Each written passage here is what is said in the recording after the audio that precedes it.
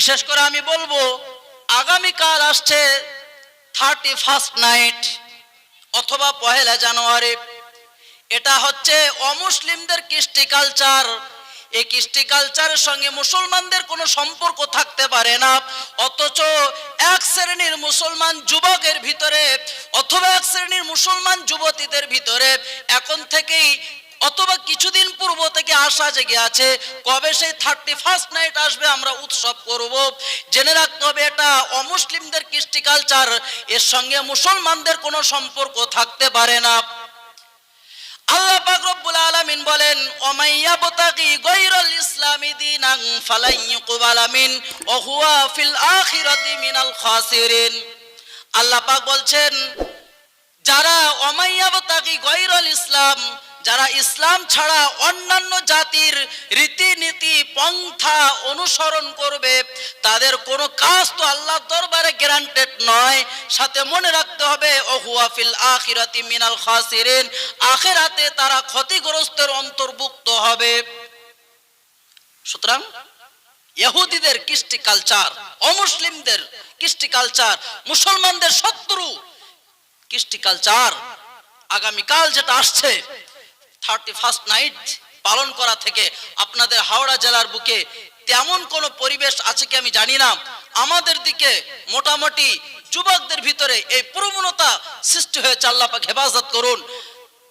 এখানে আলহামদুলিল্লাহ আশা রাখছি রে, যদি কোনো যুবক এমন কিছু আশা করে থাকেন যে আগামীকাল 31st নাইট আমাকে পালন করতে হবে, সেই রাত আমাকে পালন করতে হবে, এটা আপনি মারাত্মক গুনাহের কাজ করছেন। আপনার ইসলামের শত্রুর রীতিনীতি আপনি অনুসরণ করছেন। কিভাবে আপনি মুখ দেখাবেন আল্লাহ রাসূলের কাছে?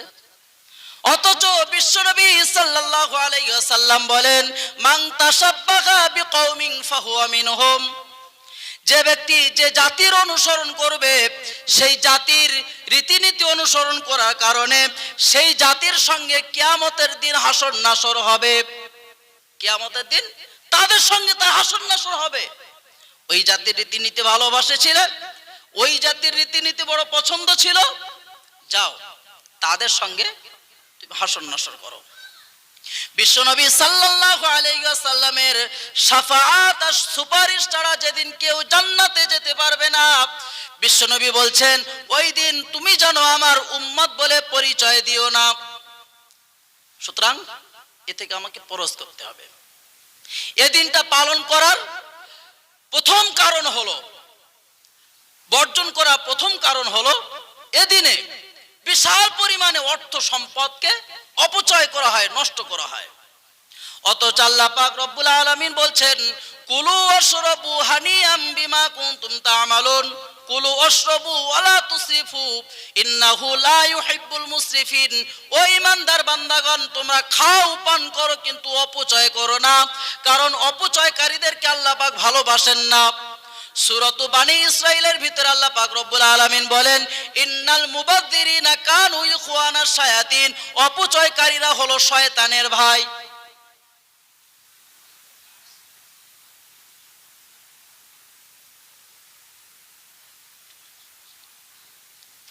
এই রাত্রি পালন করা থেকে বর্জন করার দ্বিতীয় নম্বর কারণ হলো এই রাত্রিতে প্রচুর পরিমাণে জিনা ব্যভিচারীর পরিবেশ সৃষ্টি হয়।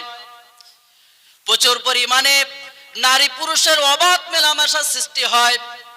14ই ফেব্রুয়ারি বলুন, ভ্যালেন্টাইন দিন বলুন, ভ্যালেন্টাইন ডে বলুন, এই সমস্ত যত ডে রয়েছে অথবা যত নাইট রয়েছে, এই সমস্ত নাইটে দেখা যায় অনেক অবাধ্য পরিবেশ, নারী পুরুষের অবাধ মেলামেশা, জিনা ব্যভিচারী অনেক পরিবেশ সৃষ্টি হয়। আল্লাহ পাক রব্বুল আলামিন বলেন ওয়ালা তাকরাবুজ জিনা ইন্নাহু কানা ফাহিশা। তোমরা জিনা থেকে তো দূরের কথা, জিনার সৃষ্টি হওয়ার কাজকর্ম সেখান থেকে তোমরা দূরে থাকো। ইন্নাহু কানা ফাহিশা, কারণ এটা অত্যন্ত জঘন্য এবং গর্হিত কাজ।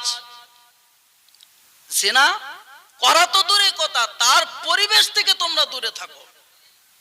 সেজন্য আমরা দেখতে পাই লোহা যখন চুম্বকের কাছে যায় আকর্ষণ হওয়া কিন্তু স্বাভাবিক। সেজন্য মোমবাতির কাছে, আগুন যদি মোমবাতির কাছে নিয়ে যাওয়া হয় তাহলে কিন্তু সেখানে আগুন জ্বলার পরিবেশ সৃষ্টি হওয়াটা কিন্তু স্বাভাবিক। সেই জন্য আল্লাহ পাক রব্বুল আলামিন বলেন জিনা ব্যভিচার সৃষ্টি যাতে না হয় তার জন্য আল্লাহ পাক নারী এবং পুরুষদের জন্য একাধিক পর্দার বিধান জারি করেছেন। নারী পুরুষদের পর্দার বিধান জারি করেছেন। ইয়া আইয়ুহাল্লাযীনা আমানু লা তাদখুলু বুয়ুতান গায়রা বুয়ুতিকুম হাত্তা তাস্তানিসু ওয়া তুসাল্লিমু আলা আহলিহা। ও ঈমানদারগণ, যখন তোমরা অন্যের গৃহে প্রবেশ করবে তখন সালাম দেবে এবং অনুমতিও নেবে। আছে আমাদের নিয়ম, কেউ কোনো কারো বাড়িতে গেল, হঠাৎ করে ঢুকে পড়লো, কে কোন পরিস্থিতিতে আছে, মা বোনেরা কি অবস্থায় আছে, একবারও ভাবনা চিন্তা করা প্রয়োজন হয় না। এমনকি নিজের সন্তানও যদি বাড়িতে যায় তাকেও আওয়াজ দিয়ে সালাম দিয়ে বাড়ি প্রবেশের করার কথা বলা রয়েছে। বিশ্বনবী জিজ্ঞাসা করলেন, সাহাবারে জিজ্ঞাসা করলেন, ইয়া রাসূলুল্লাহ সন্তানের ক্ষেত্রে আইন কেন? বিশ্বনবী বললেন, তুমি যখন বাড়ি নেই তোমার মা বোনেরা হয়তো অস্বাভাবিক অবস্থায় আছে, তুমি কি চাও তোমার আম্মার তোমার বোনের অস্বাভাবিক অবস্থা দেখতে? না ইয়া রাসূলুল্লাহ, তাহলে তুমি সালাম দিয়ে আওয়াজ দিয়ে ঘরে প্রবেশ করবে। সন্তানের জন্য আইন, অথচ আমাদের পরিবেশ কি? কে কার বাড়ি যাচ্ছে কোনো ব্যাপারই নেই। কারের বাড়ির গার্জেন যারা, এই বিষয়দেরকে খুব সজাগ হতে হবে। মেন গেট তৈরি করতে হবে যেখানে সালাম দেওয়া ছাড়া, অনুমতি ছাড়া যেন কেউ বাড়িতে প্রবেশ করতে না পারে। নারীদেরকেও ঘোষণা করা হয়েছে, তোমরা এমন কোন আকর্ষণীয় ভঙ্গিতে পুরুষের সঙ্গে কথা বলো না যাতে পুরুষের মনে লালসা উদ্রেক করে। অকরনা ফি বুয়ুতিকুন্না ওয়ালা তাবাররাজনা তাবাররুজাল জাহিলিয়াতিল উলা। ও নারীরা, ইসলাম আসার পূর্বে যেমন অজ্ঞতার যুগ ছিল, ওই অজ্ঞতার যুগের মতো সৌন্দর্য প্রকাশ করে ঘোরাফেরা করো না। এটা হলো পর্দার প্রথম নম্বর বিধান। এ সমস্ত বিধানগুলো কেন? যাতে জেনার পরিবেশ সৃষ্টি না হয়। অথচ 31st নাইট বলুন, ভ্যালেন্টাইন ডে বলুন, যেখানে অমুসলিমদের কথা ছেড়েই দিলাম, আমার ইসলাম ধর্মের অনুসারী মা বোনেরা, বিশেষ করে যুবক যুবতী, তাদের কাছে ইসলামের এই সমস্ত বিধানগুলো কোনো ব্যাপারই নয়, অবাধে চলছে সেগুলো। বিশ্বনবী সাল্লাল্লাহু আলাইহি ওয়াসাল্লাম বলেন, আলা কুল্লুকুম রাঈন ওয়া কুল্লুকুম মাসউলুন আন রাইয়াতিহি। বাবাজি ও ভাইরা, একটুখানি ঠান্ডা মাথায় বুঝুন, আমাদের সমাজ গঠন হওয়ার জন্য ইসলাম কত সুন্দর নির্দেশ দিয়েছে। আলা কুল্লুকুম রাঈন ওয়া কুল্লুকুম মাসউলুন আন রাইয়াতিহি। বিশ্বনবী বলেন, তোমরা হলে সমাজের এক একটা দায়িত্ববান, আর যে দায়িত্ব তোমাদেরকে দেওয়া হয়েছে ওই দায়িত্ব সম্পর্কে কিয়ামতের দিন জিজ্ঞাসাবাদ করা হবে। সুতরাং আমি পিতা হয়েছি মানে আমার সন্তানদের জন্য দায়িত্ব হলো আমার সন্তান কি করছে, কার সঙ্গে ঘুরছে, এটা আমাকে পিতা হিসাবে খেয়াল রাখা, ঠিক না বেঠিক? আমি পিতা। আলা কুল্লুকুম রাঈন, ও আমার উম্মতেরা শুনে রাখো, এক একটা দায়িত্ববান তোমরা, আর এই দায়িত্ব সম্পর্কে তোমাদেরকে কিয়ামতের দিন জিজ্ঞাসাবাদ করা হবে। তুমি পিতা হয়েছো মানে তোমার সন্তানের জন্য তুমি একজন দায়িত্ববান। তোমার সন্তানটা কি কাজ করছে, সন্তানটা কাদের সঙ্গে মিশছে, সন্তানটা কোথায় যায়, কখন যায় এবং কখন আসে, এটা দেখা তোমার জন্য দায়িত্ব। আজকাল সমাজের বুকে অনেক যুবক এবং অনেক যুবতী নষ্ট হয়ে যাচ্ছে, তার প্রধান কারণে দাঁড়িয়েছে আজকে কিন্তু পিতা মাতা, বিশেষ করে পিতা। রাগ করছেন নাকি? বিশেষ করে পিতাদের অবহেলার কারণে সন্তানগুলো আজকে খারাপের দিকে যায়। সন্তানের জন্য একবারও খেয়াল রাখে না, আদরের সন্তান, সেজন্য খেয়াল রাখে না কাদের কাছে যাচ্ছে, কাদের সঙ্গে ওঠা বসা করছে। এমন ইতিহাস আছে, সন্তান রাত 10টার সময় বার হয়ে যাচ্ছে বাড়িতে বলে, আমি আমার বন্ধুদের সঙ্গে খেলা করতে যাচ্ছি। এই বলে বন্ধুদের সঙ্গে বার হয়ে গিয়েছে, ফিরছে কখন? রাত 1টা, রাত 2টা। একবারের জন্য পিতা জিজ্ঞাসা করলো না তুমি কোথায় গিয়েছিলে।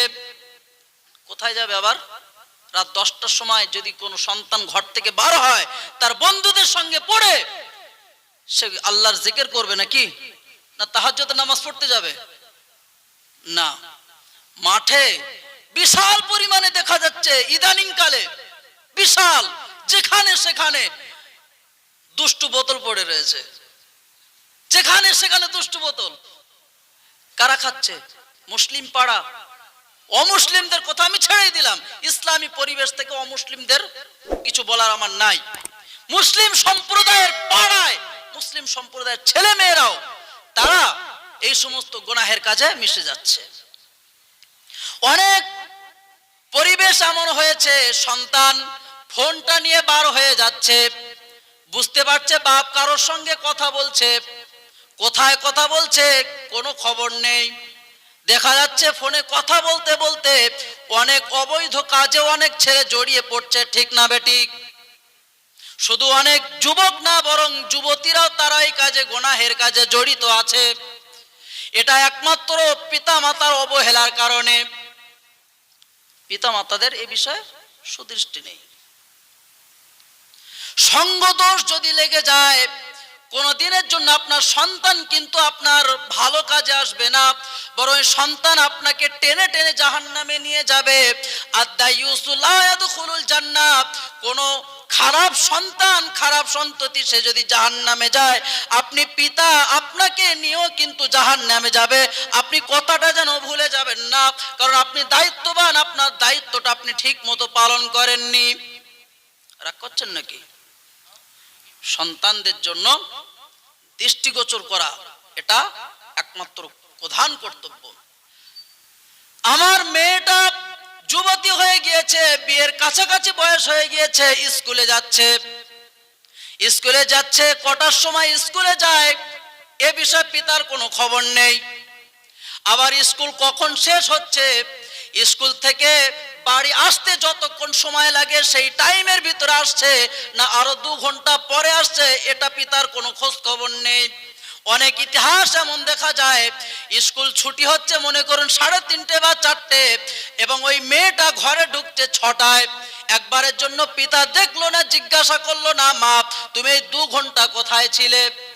যখন মেয়েটা জানছে আমার বাবা আমার কোনো রকমের আঁট দেবে না, আমাকে কোনো টাইট করবে না, এক পর্যায়ে ওই মেয়েটার খারাপ হতে কতক্ষণ লাগবে বলুন? কিন্তু যদি পিতার আঁট থাকতো, যদি গাইড থাকতো কোনো সন্তানের জন্য, কোশ্চিন কালেও এই খারাপ পরিবেশ, অমুসলিমদের কথা ছেড়ে দিলাম, মুসলিম পরিবেশে এটা কিন্তু কোনো দিনের জন্য হতো না। সুতরাং বিশেষ করে বলবো, আগামীকাল যে 31st নাইট আসছে এবং ভ্যালেন্টাইন ডে সামনে আসছে, এই কঠিন দিবসগুলো পালন করা থেকে আমার সন্তানকে বাঁচাতে হবে। আমার সন্তান যেন সঙ্গ দোষে না পড়ে, কোনো খারাপ কাজে জড়িত না হয়। আমি পিতা, এটা আমাকে কিন্তু ডিউটি, আমার দায়িত্ব কিন্তু পালন করতে হবে। সম্মানীয় বাবাজি ও ভাইরা, যে কথা আপনাকে বলছিলাম, এই 31st নাইট হারাম হওয়ার অন্যতম একটা কারণ হলো, এই 31st নাইটে প্রচুর পরিমাণে মদ ব্যবহার করা হয়, মদ পান করা হয়, যার সম্পর্কে আল্লাহ বলেছেন, ইয়া আইয়ুহাল্লাযীনা আমানু ইন্নামাল খামরু ওয়াল মাইসিরু ওয়াল আনসাবু ওয়াল আজলামু রিজসুম মিন আমালিশ শাইতান। 4টি কথা বলা হয়েছে, তার ভিতরে একটা হলো আল্লাহ পাক বলছেন মদকে আমি আল্লাহ, শয়তানের কর্ম, আমি আল্লাহ একটা হারাম করলাম। সুতরাং এ সমস্ত রাত্রে মদগুলো খুব অধিক পরিমাণে পান করা হয়। এই কৃষ্টি কালচার ইহুদিদের, এই কৃষ্টি কালচার নাসারাদের, মুসলমানদের সঙ্গে এর কোনো সম্পর্ক থাকতে পারে না।